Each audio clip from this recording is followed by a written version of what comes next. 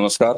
प्रारंभ पर आप सभी का स्वागत। मैं अवनीश। चैनल आपने सब्सक्राइब किया है, बहुत धन्यवाद। वीडियोस को लाइक भी कीजिए, बेल आइकन भी दबाएंगे तो बहुत अच्छी बात होगी, क्योंकि सबसे पहले सूचना अपलोड की आपको मिलेगी। नेपाल, मैंने पिछले 4 दिनों से जब से नेपाल में जो कुछ भी चला उसकी प्रतिदिन अपडेट आपको देता रहा। कल के वीडियो में जो सुबह हमने डाला था उसमें हमने आपको ये बताया कि कई सारे नाम चल रहे हैं और चलते रहेंगे। जब इस तरह की स्थिति किसी भी देश में होती है तो वहां पर बहुत सारे नाम आते हैं जाते हैं, लेकिन एक नाम जो नेपाल के सुप्रीम कोर्ट की भूतपूर्व चीफ जस्टिस सुशीला कार्की जी, उनका नाम आया और आने के बाद अंततः कल, जैसे मैंने आपको बताया था कि कल शाम, कल के सुबह के वीडियो में मैंने कहा कि कल शाम यानी शुक्रवार तक वहां पर एक कार्यवाहक अंतरिम प्रधानमंत्री सुशीला कार्की जी का शपथ ग्रहण समारोह हो जाएगा। और भारतीय समय के अनुसार 8:30 बजे के बाद 8:45 का समय था, 8:45 के आसपास सुशीला कार्की जी को राष्ट्रपति ने शपथ दिला दी। कल के वीडियो में मैंने आपको यह भी बताया था कि क्या संवैधानिक व्यवस्था है नेपाल में किसी भी ऐसी स्थिति में आगे अंतरिम सरकार गठन करने का। राष्ट्रपति ने जब ये कहा था नेपाल के कि साहब कोई भी काम हम संवैधानिक दायरे में करेंगे। दूसरा, राष्ट्रपति ने संसद बर्खास्त करने से मना कर दिया, जो कि नौजवानों जिसे जेनजे कहा जा रहा है उनकी एक मांग थी, लेकिन राष्ट्रपति ने ऐसा नहीं कहा। इसका मतलब यह है कि अब सुशीला कार्की जी एक अंतरिम प्रधानमंत्री के होते हुए एक वहां पर फंक्शनल संसद है, स्पीकर हैं और उसके सांसद हैं, जिसमें अलग अलग पार्टियों के नुमाइंदे शामिल हैं। अब कल मैंने आपको ये बताया था कि नेपाली संविधान में एक अनुच्छेद है 61(4), पूरा अनुच्छेद 61 है, उसमें कई सारी उपधाराएं हैं। उसमें यह है कि राष्ट्रपति को यह अधिकार है कि वो स्पीकर के साथ, और ध्यान दीजिएगा स्पीकर नेपाल में अच्छा खासा अधिकार रखता है संवैधानिक रूप से, तो उसमें यह प्रोविजन है कि ऐसी किसी स्थिति में सीधे राष्ट्रपति इंटरवेन कर सकता है।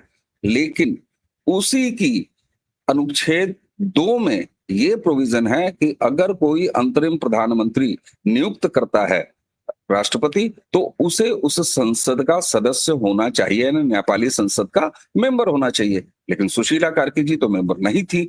फिर मैंने आपको बताया कि इसी प्रोविजन 61 में जो क्लॉज 4 है वो कहता है कि बाधा हटाओ बाधा भगाओ, इस तरह के था वो। कल मैंने बताया भी था, उसका लिंक भी रहेगा इस वीडियो में, आप देख लीजिएगा।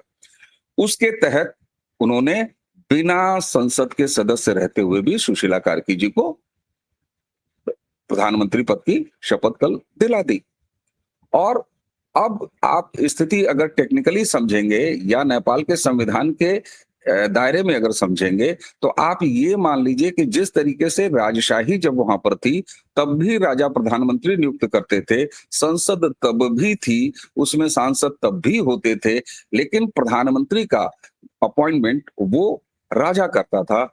आज राष्ट्रपति ने 61 जो क्लॉज है इसको नेपाल के संविधान में रखा भी गया था, ठीक उसी तरह से राजा की परंपरा जैसे नियुक्त करती थी, और उसी प्रोविजन के तहत यानी ठीक राजा की स्टाइल में सुशीला कार्की जी को प्रधानमंत्री नियुक्त किया गया।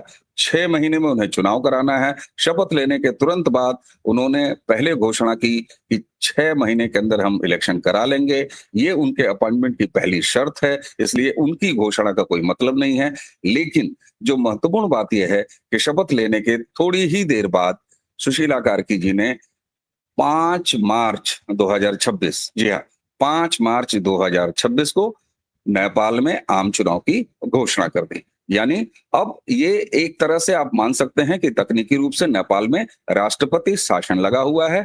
चूंकि संसद भंग नहीं करने का वादा किया राष्ट्रपति ने, इसलिए अंतरिम प्रधानमंत्री के रूप में जो सरकार का कामकाज है वो सुशीला कार्की देखेंगी। डे टू डे अफेयर्स को सुशीला कार्की देखेंगी। कल शपथ हुआ, कोई मंत्री ने शपथ नहीं लिया। इस समय भी जब ये वीडियो मैं रिकॉर्ड कर रहा हूं तब भी सुशीला कार्की मंत्रिमंडल में कोई मंत्री नहीं है। संभावना है कि कुछ काम के लिए वो एक छोटा सा मंत्रिमंडल बनाएंगी। उधर जो नौजवान जिन्होंने आंदोलन किया, जिनको जेएनजे आंदोलन कहा गया, उन्होंने सरकार में शामिल होने से इनकार कर दिया, वो सरकार में शामिल नहीं हो रहे हैं। इसी के साथ उन्होंने ये भी कहा है कि हम नजर बनाए रखेंगे। नेपाल की जो बॉर्डर्स की स्थिति है, भारत से लगती हुई जितने भी बॉर्डर हैं, क्योंकि 44 ऐसे पॉइंट हैं जहां पर बाकायदे ऑफिशियल बॉर्डर हैं और बाकी तो पूरी खुली सीमा है। वहां पर जो भी कैदी 15,000 कल मैंने आपको बताया, हर एक एसएसबी चौकी पर उन्हें पकड़ा जा रहा है। सुरक्षा के लिए और अतिरिक्त इंतजाम किए हैं, बिहार के बॉर्डर हो, चाहे उत्तर प्रदेश का बॉर्डर हो और चाहे आपके उत्तराखंड का बॉर्डर हो। तो ये स्थिति है। यूएन की गाड़ियां नेपाल में पहुंच रही हैं। वो कहां से पहुंच रही हैं आप सबको पता है। एक लैंडलॉक स्टेट है नेपाल, तो जो भी आवागमन इस तरीके से समुद्री मार्ग द्वारा होता है वो भारत से होता है। बाकी मैंने बड़ी तफसील से आपसे कहा कि केपी शर्मा ओली ने अपने इस्तीफे के बाद या अपनी सरकार जाने के बाद ये कहा कि अगर हमने भारत से पंगा नहीं लिया होता तो फिर हमारी सरकार नहीं जाती। कुल मिला के नेपाल में पहले दिन से मैं कह रहा हूं कि कम्युनिस्ट सत्ता जिसने कि नेपाल की हिंदू अस्मिता, हिंदू राष्ट्र की पहचान को समाप्त किया, उस पर नेपाल के नेपाली राष्ट्रवाद ने विजय पाई है।